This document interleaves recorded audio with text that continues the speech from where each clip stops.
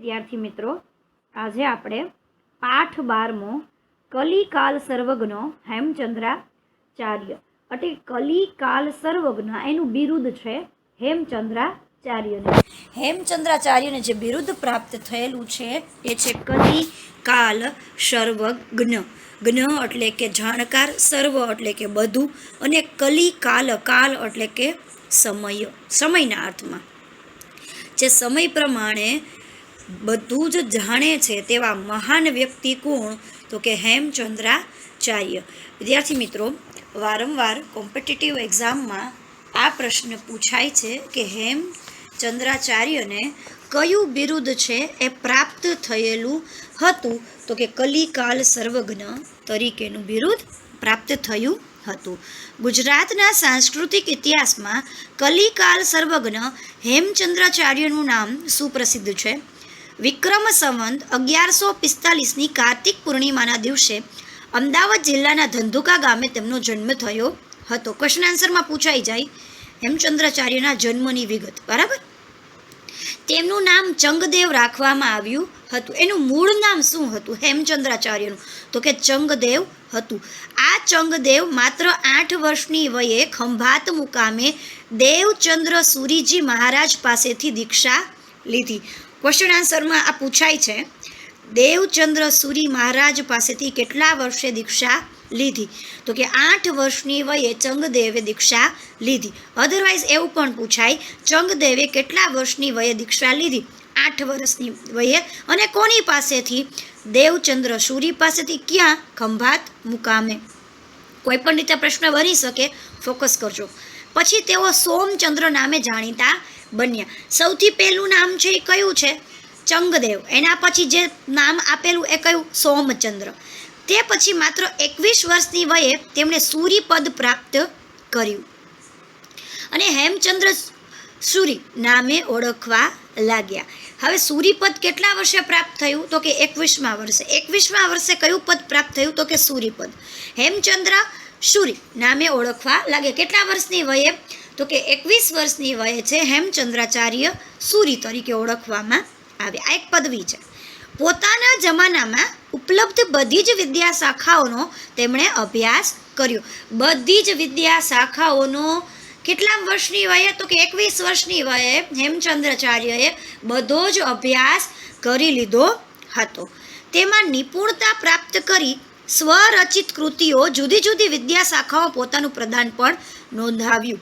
એને પોતાની કૃતિઓની પણ રચના કરી. ખાલી ને ખાલી ભણતર નહીં, વિદ્યાની પ્રાપ્તિ જ નહીં, પણ સાથે સાથે એને કૃતિઓ પણ વિદ્યા શાખાને ભેટ પણ આપી. આમ જ્ઞાનની વિશાળતાની સમૃદ્ધિને કારણે તેમને કલિકાલ સર્વજ્ઞનું બિરુદ આપવામાં આવ્યું. શું કામ આપવામાં આવ્યું? કારણ કે તેની પાસે મહત્વના જ્ઞાનનો ભંડોળ હતો. આથી સર્વજ્ઞ, બધું જ જાણકાર હતા. આથી તેમને કલિકાલ સર્વજ્ઞનું બિરુદ આપવામાં આવ્યું. સિદ્ધરાજ જયસિંહ માળવાના રાજા ભોજ ઉપર વિજય પ્રાપ્ત કરી. કોણે? સિદ્ધરાજ જયસિંહે. કયા રાજા ઉપર? માળવાના રાજા ભોજ ઉપર. તમે ધોરણ 9માં હતા ત્યારે આપણે ધારાનગરીની વાત છે એ કરતા હતા. રાજા ભોજ થઈ ગયો હતો, બરાબર. એની ઉપર એને શું પ્રાપ્ત કર્યો? એ કેવો હતો? રાજા ભોજ છે કલાપ્રિય હતો, વિદ્યાપ્રિય હતો. અને પછી ઘટપંડિતની વાત આવે છે કે એના સાચા દરબારમાં બધા જ રત્નો શોભતા હતા. ભોજની જે ધારાનગરી છે એ. પુષ્કળ ધન, તેમના સમૃદ્ધ ગ્રંથાગાર એટલે લાઇબ્રેરી, બરાબર, પોતાની સાથે લઈને અણહિલપુર પાટણ આવ્યો. હવે અણહિલપુર પાટણ છે એનું તમારે સમાજ સાથે કંઈક ને કંઈક ઘટના છે એ જોડાયેલી છે. અણહિલ ભરવાડ એનો મિત્ર થઈ ગયો સિદ્ધરાજ જયસિંહનો. એના યાદમાં એને પાટણમાં અણહિલપુર પાટણ છે એ વિકસાવેલું હતું. ત્યારે તેમને આવકારવા વિદ્વાનોનું એક વૃંદ એટલે ટોળું સામેલ હતું. શું કામ? કારણ કે રાજા છે એ જીતીને આવેલા હોય તો રાજાની આગતા સ્વાગતા કરવા માટે એક ટોળું સાથે હતું. આ વિદ્વાનોના વૃંદમાં અગ્રણી હેમચંદ્ર સુરી હતા. અગ્રણી એટલે આગળ પડતા, કેમ કે ગુરુનું સ્થાન છે એ સૌથી ઊંચું છે, મહાન છે. એટલે ગુરુના હાથે જ્યારે વિજય પ્રાપ્ત થાય ત્યારે ગુરુ છે આગળ, શિષ્ય છે એની પાસે શીશ છે ઝુકાવે અને પછી આગળ એ વધે છે. એટલે જ્યારે સિદ્ધરાજ જયસિંહે માળવા ઉપર ચડાઈ કરીને રાજા ભોજનો ગ્રંથાગાર લૂંટી લીધો, ત્યારે એને મનમાં વિચાર આવ્યો કે વ્યક્તિ છે એની કીર્તિ ખ્યાતિ છે એ જુદી જુદી રીતે પ્રસિદ્ધ થાય. બરાબર? કોઈ તમને કેટલા દિવસ યાદ કરી શકે? આજે મારું મૃત્યુ થાય તો તમે મને કેટલા દિવસ યાદ કરશો? જેટલા દિવસ મેં તમને વિદ્યાર્થી કાળ તરીકે તમને ભણાવેલું હશે એટલા દિવસ. પરંતુ એવું બને કે મેં કોઈ બુક લખેલી હોય, એ બુક છે વર્ષો વર્ષ એની આવૃત્તિ બહાર પડે, બરાબર, તો એ આવૃત્તિના આધારે હું તમારી નજર સમક્ષ આવી શકું, એવો એને વિચાર આવ્યો. એમ કહેવાય છે કીર્તિ યશ્ય સ જીવિત, અર્થાત જેની કીર્તિ છે, કીર્તિ મીન્સ ખ્યાતિ, મૃત્યુ પામેલ હોવા છતાં જીવતો હોય છે. આપણા સંસ્કૃતમાં માણસો જીવે છે. હવે કાલિદાસ થઈ ગયા, રામાયણનો સમય લ્યો, મહાભારતનો સમય લ્યો કે વેદનો સમય લ્યો, આ બધા સમયમાં જે ઋષિઓ, ગુરુઓ, મુનિઓ થઈ ગયા, એ ભલે આપણી વચ્ચે રૂબરૂ હયાત નથી, પણ ગ્રંથના આધારે આપણે એની માહિતી છે એ મેળવી શકીએ છીએ. એટલે કે એની કીર્તિ તો હજી હયાત જ છે એવું પણ કહી શકાય. આવી કીર્તિ લક્ષ્મીથી નહીં પરંતુ સરસ્વતીથી થતી હોય છે. તમે કેટલા રીચ ફેમિલીથી બિલિંગ્સ કરો છો, તમે કેટલા પૈસાવાળા છો, એનું મહત્ત્વ નથી. કે રાજા સિદ્ધરાજ જયસિંહ છે કેટલા રૂપિયાવાળો છે એ માણસો ભૂલી જશે, પણ યાદ શું રાખશે? સરસ્વતીને, કે એને કેટલા કેટલા પુસ્તકો ભેટ આપેલા છે, કયા પુસ્તકો લખેલા છે, વિદ્યાપ્રિય હતો તો એને વિદ્યા પ્રાપ્તિ માટે કઈ કઈ બાબતો કરેલી છે. એટલે કે હંમેશા કીર્તિ છે એ પૈસાથી ન થાય. તમારી પાસે પૈસો હોય તો તમારી આબરૂ છે એમ કહી શકાય નહીં, બરાબર? કારણ કે મેં ઘણી બધી વાર જોયું છે કે પૈસાવાળાના છોકરા રૂવાબદાર અને ઉછાછડા હોય, અને જ્યારે જેને સરસ્વતી વળેલી હોય એના છોકરાઓ પોલાઇટ હોય. એટલે કે પોલાઇટ મીન્સ કે એ સભ્યતા જાણે કે કયા વ્યક્તિ સાથે કેવું વર્તન કે વાતચીત કરવી જોઈએ, બરાબર? તે જાણી ચૂકેલા રાજા સિદ્ધરાજ જયસિંહ હેમચંદ્રાચાર્યને વિવિધ સાહિત્ય રચવાની પ્રાર્થના કરી. કોને કરી? સિદ્ધરાજ જયસિંહે એના ગુરુ કોણ? હેમચંદ્રાચાર્યને કહ્યું કે મારે વિવિધ સાહિત્ય છે એ તમારી પાસે રચાવડાવવું છે. વિશેષ આગ્રહ કરીને તેમની પાસેથી સંસ્કૃત વ્યાકરણનો એક અદ્ભુત ગ્રંથ તૈયાર કરાવ્યો. વિદ્યાર્થી મિત્રો, આ ક્વેશ્ચન આન્સરમાં વારંવાર પૂછવામાં આવે છે કે કયો ગ્રંથ છે એ સિદ્ધરાજ જયસિંહ છે એની માટે અમૂલ્ય ભેટ છે કે જેમાં બે નામ જોડે છે, સિદ્ધ હેમ શબ્દાનુશાસનમ. સિદ્ધ એટલે કોણ? તો કે સિદ્ધરાજ જયસિંહ. હેમ એટલે કોણ? તો કે હેમચંદ્રાચાર્ય. અને શબ્દાનુશાસન એટલે અનુશાસન. શેમાં? તો કે શબ્દનું અનુશાસન છે, આધિપત્ય છે. એવો વ્યાકરણનો, સંસ્કૃત વ્યાકરણનો મહાન ગ્રંથ કયો કર્યો? અદ્ભુત ગ્રંથ, જેની રચના એવું કહેવાય છે કે જ્યારે આ સિદ્ધ હેમ શબ્દાનુશાસન છે એની રચના થઈ પછી જનરલી આપણે કહીએ કે રાજા છે ને પાલખી ઉપર બેસીને ચાલે, હાથીની અંબાડી ઉપર, અને બાકી બધા ગ્રામજનો કે ગુરુજનો કે જે પણ કોઈ છે નીચેના હોદ્દેદારો એ નીચે ચાલતા હોય. પણ આવી પહેલી વાર ઘટના જોવામાં આવી કે સિદ્ધરાજ જયસિંહ છે એને સિદ્ધ હેમ શબ્દાનુશાસન નામનો ગ્રંથ છે એ અંબાડી ઉપર એટલે કે હાથી ઉપર મુકાવ્યો, અને એક સાઈડ ગુરુ તો કે હેમચંદ્રાચાર્ય ચાલે છે અને બીજી બાજુ રાજા ચાલે છે સિદ્ધરાજ જયસિંહ. અને નગરમાં, આખા નગરમાં સિદ્ધરાજ જયસિંહે આ યાત્રા છે એ કાઢેલી હતી. એવી જ રીતે સેકન્ડ યાત્રા પણ નીકળેલી છે, ભગવત ગોમંડળ, બરાબર? ગોંડલના રાજા જે થઈ ગયા છે ભગવતસિંહજી, બરાબર, એને ભગવત ગોમંડળની રચના કરેલી છે. આપણે કોઈ પણ ગુજરાતી સાહિત્યની અંદર કોઈ પણ તમારે શબ્દો છે એના વિશે કહેવાય ને તો એને એન્સાઇક્લોપીડિયા કહી શકાય. એન્સાઇક્લોપીડિયા એટલે શબ્દકોશ છે. આવી એક પાલખીમાં યાત્રા ભગવત ગોમંડળની નીકળી છે. એવી જ રીતે આપણે જોઈએ કે અમરેલીમાં રમેશ પારેખ નામના કવિ થઈ ગયા છે, જેની જન્મભૂમિ અમરેલી પણ કર્મભૂમિ છે રાજકોટ હતી. એને 6 અક્ષરનું નામ, જે આખો કવિતા સંગ્રહ છે રમેશ પારેખ એટલે 6 અક્ષરનું નામ, એની બધી જ કવિતાઓ છે એમાં સમાયેલી છે. એની યાત્રા પણ અંબાડી ઉપર કાઢવામાં આવેલી હતી. તો આ જે 3 યાત્રાઓ એવી છે કે જેમાં પુસ્તકને મહત્ત્વ આપવામાં આવેલું છે. તો પહેલી કઈ થાય તો કે સિદ્ધહેમ શબ્દાનુશાસન, સેકન્ડ છે ભગવત ગોમંડળ અને ત્રીજું 6 અક્ષરનું નામ. ચાલો આગળ વધીએ. ગુજરાતના સાંસ્કૃતિક ઇતિહાસની આ ઘટનાને ધ્યાનમાં રાખીને પ્રસ્તુત પાઠ તૈયાર કરવામાં આવેલો છે. આપણા ગુજરાતના ઇતિહાસમાં આ સૌથી સુંદર મજાનો સુવર્ણકાળ છે કે આપણી પાસે સંસ્કૃતનો એક શબ્દ અને વ્યાકરણનો ગ્રંથ છે આપણને પ્રાપ્ત થયેલો છે. અહીં એ તથ્યને ઉજાગર કરવાનો ઉપક્રમ રખાયો છે કે પોતાની કીર્તિ જાળવી રાખવાની ઈચ્છા ધરાવતા દરેક માણસે સાહિત્યની ઉપાસના કરવી જોઈએ. કારણ કે રૂપિયો કેવી વસ્તુ છે, આજે છે અને કાલે નથી. પણ સરસ્વતી એવી વસ્તુ છે કે જો તમને એકવાર વિદ્યાની પ્રાપ્તિ થઈ જાય તો આજીવન તમે લક્ષ્મીની પ્રાપ્તિ છે કરી શકો છો. એટલે જો સારું ભણ્યા હશો તો ક્યારેય ભૂખે મરશો નહીં. આ તમને તમારા માતા પિતા પણ સમજાવતા હોય કે ભાઈ અત્યારે 10મું છે, મહત્વનું વર્ષ છે બેટા, તમે લોકો ભણી લ્યો, પછી આવીને તમારે જલસા ને જલસા છે. જો સારી નોકરી મળી જાય તો કાંઈ વાંધો જ નથી. પણ જેને કીર્તિની ભૂખ છે, ખ્યાતિની ભૂખ છે, તેવા માણસે હંમેશા સાહિત્યની ઉપાસના ખાસ કરવી જોઈએ. વિક્રમસ્ય દ્વાદશ્યામ શતાબ્દ્યામ સિદ્ધરાજ જયસિંહ માલ વિજય કૃતવાન. વિક્રમસ્ય વિક્રમાદિત્યની દ્વાદશ્યા બરાબર 10ની માથે 2 12મી શતાબ્દ્યમ સદીમાં સિદ્ધરાજ જયસિંહ માલવ વિજય કૃતવાન. માલવ નામના પ્રદેશ છે એને શું કર્યું છે? વિજય પ્રાપ્તિ કરાવેલી છે. કર્તરી ભૂતકૃદનનું રૂપ થઈ ગયું અહીંયા કૃતવાન, ધ્યાન રાખજો બરાબર.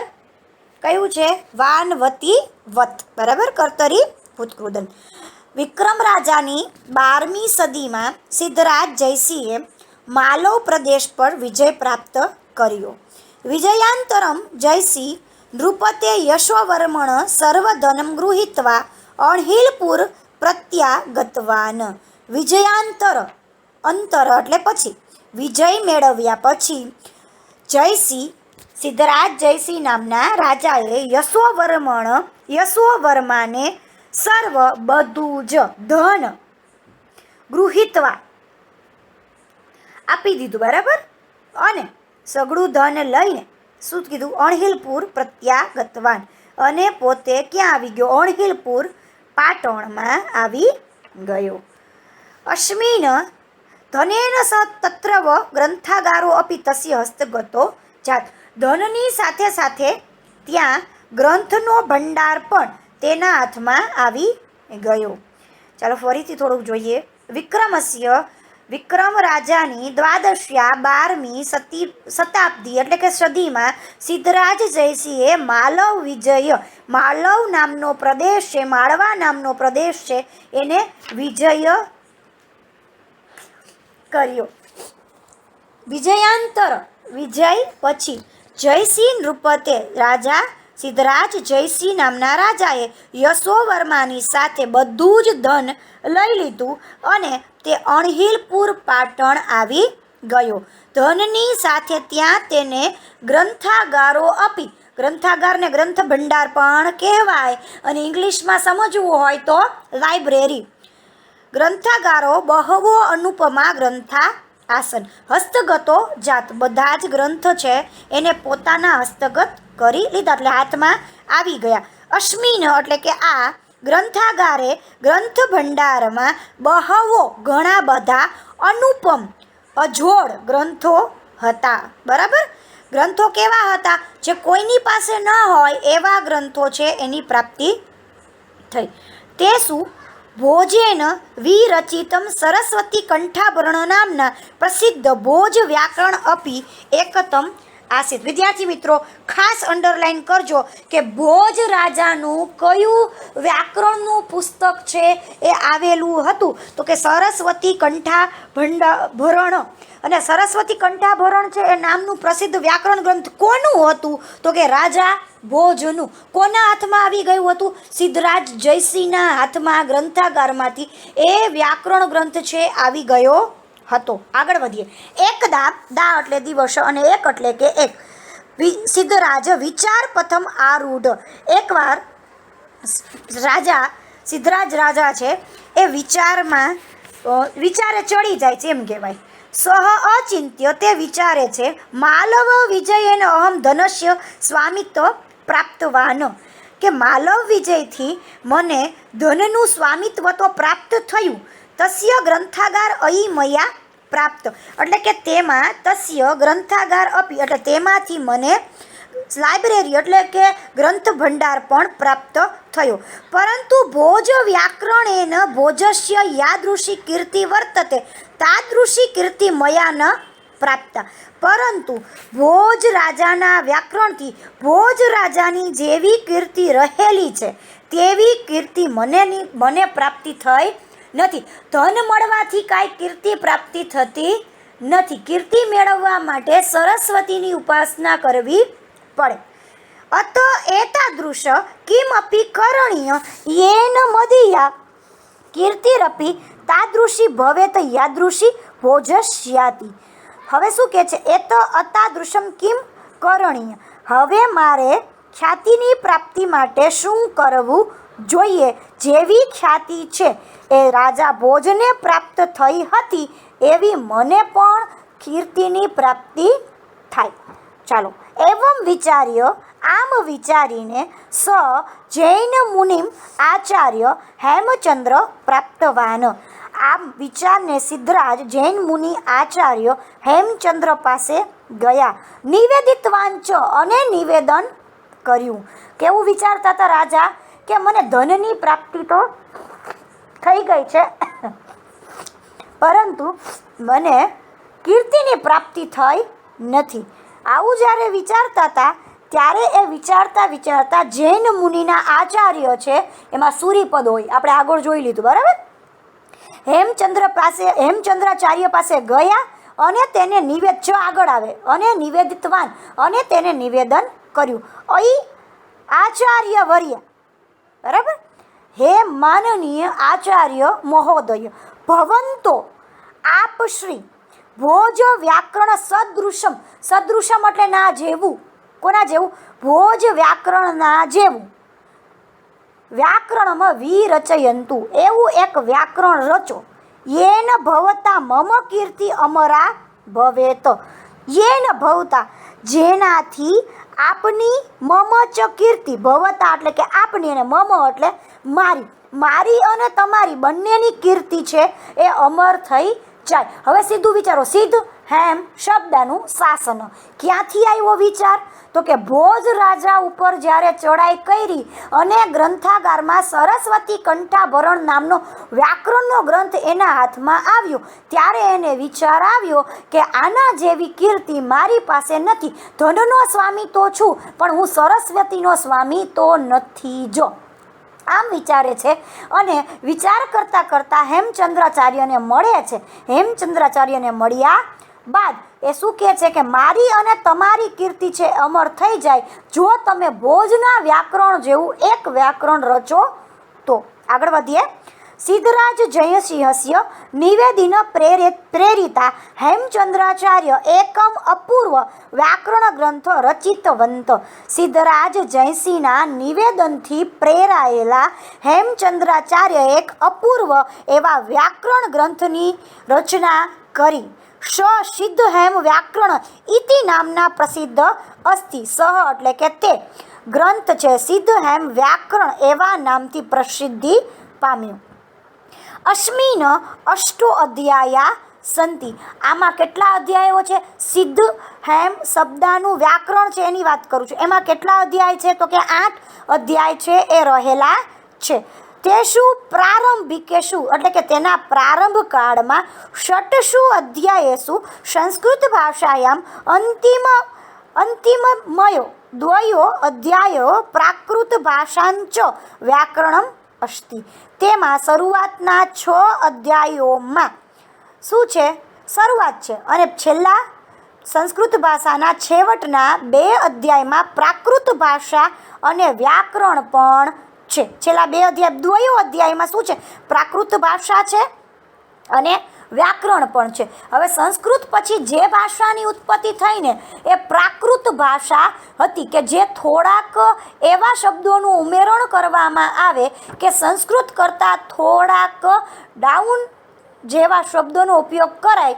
એટલે સમાનાર્થી શબ્દો હું હવે ચક્ષુ ને લોચન ને એવું કહું, એના બદલે હું આંખ કહું તો તમને સમજાય એવા શબ્દોની ઉત્પત્તિ, એટલે પ્રાકૃત ભાષા. બરાબર, આગળ વધીએ.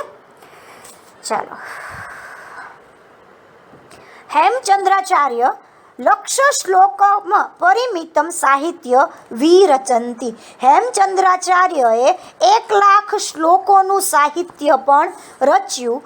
અસ્મિન સાહિત્યે, આ સાહિત્યમાં અભિધાન ચિંતામણી નામક કોશ ગ્રંથ, અભિધાન ચિંતામણી નામનો શબ્દકોશ, ચાલુક્ય વંશો કીર્તનમ, ચાલુક્ય વંશનું કીર્તિ આપતું આખું વંશની વંશાવલી નામનું સંસ્કૃત અને પ્રાકૃતમાં નિબંધ દ્વાશ્રય, બરાબર, મહાકાવ્ય, કાવ્યાનું શાસન નામક અલંકાર શાસ્ત્રીય ગ્રંથ, છંદોનું શાસન ચેત્યાદિ બહુના ગ્રંથા સમાવેશો ભવતી. હવે વિદ્યાર્થી મિત્રો, તમને જે આમાં પૂછાય છે ખાસ કરીને એમાં ભોજ વ્યાકરણ હેમચંદ્રાચાર્યને સિદ્ધરાજ જે છે એ ખાસ પૂછાય છે, અને ચાલુક્ય વંશની કીર્તિ આ પણ સાથે સાથે પૂછાય છે. એટલે શું કહે છે કે હેમચંદ્રાચાર્યએ 1,00,000 શ્લોકનું સાહિત્ય રચ્યું. આના સાહિત્યની અંદર અભિધાન ચિંતામણી નામનો એક શબ્દકોશની પણ રચના કરી. બધાના નામ ફરજિયાત તમારે પાકા કરી લેવાના છે. શબ્દકોશનું નામ શું હતું? તો અભિધાન ચિંતામણી. હેમચંદ્રાચાર્ય કેટલા શ્લોકની રચના કરેલી છે? તો લક્ષ શ્લોક પરિમિતમ, એટલે કે 1,00,000 શ્લોકની. સંસ્કૃત અને પ્રાકૃત ભાષામાં દ્વાશ્રય મહાકાવ્યની રચના કરેલી છે. બરાબર, ચાલુક્ય વંશની કીર્તિ છે એની રચના છે સંસ્કૃત અને પ્રાકૃત ભાષામાં લખાયેલી છે. હવે દ્વાશ્રય એટલે શું? તો કે જેમાં એક શ્લોકના એક બાજુ વ્યાકરણ હોય, વ્યાકરણના ઉદાહરણો, બીજી બાજુ એની કથા વસ્તુ હોય, એને દ્વાશ્રય કહેવાય. બે પર્પસ ભેગા થાય, એકમાં વ્યાકરણ સમજૂતી હોય, બીજામાં એની કથા હોય. બરાબર, આ ધ્યાન રાખજો, આ પૂછાય છે તમારે. કાવ્યાનું શાસન નામનો અલંકાર શાસ્ત્રનો ગ્રંથ પણ તેને રચ્યો હતો. છંદોનું શાસન, છંદનું અનુશાસનનો ગ્રંથ પણ તેણે રચ્યો હતો. ચેત્યાદિનામ બહુનામ ગ્રંથા સમાવેશો ભવતી. આમ અનેક પ્રકારના છંદો સાથે પણ બધા ગ્રંથોનો સમાવેશ થતો હતો. ગુર્જર પ્રદેશે લબ્ધજન ઇયમ હેમચંદ્રાચાર્ય ન કેવલ ગુર્જર પ્રાંતે અપી તુ સમગ્રે અપી સંસ્કૃત સાહિત્ય કાશે સૂર્યવ્રત પ્રકાશે. ગુજરાત પ્રદેશમાં આ જન્મેલા હેમચંદ્રાચાર્ય ફક્ત ગુજરાતમાં જ નહીં પરંતુ સંસ્કૃત સાહિત્યમાં સૂર્યની જેમ ઝળહળી રહ્યા છે. અહીંયા આ પૂર્ણ કરીએ છીએ. Thank you.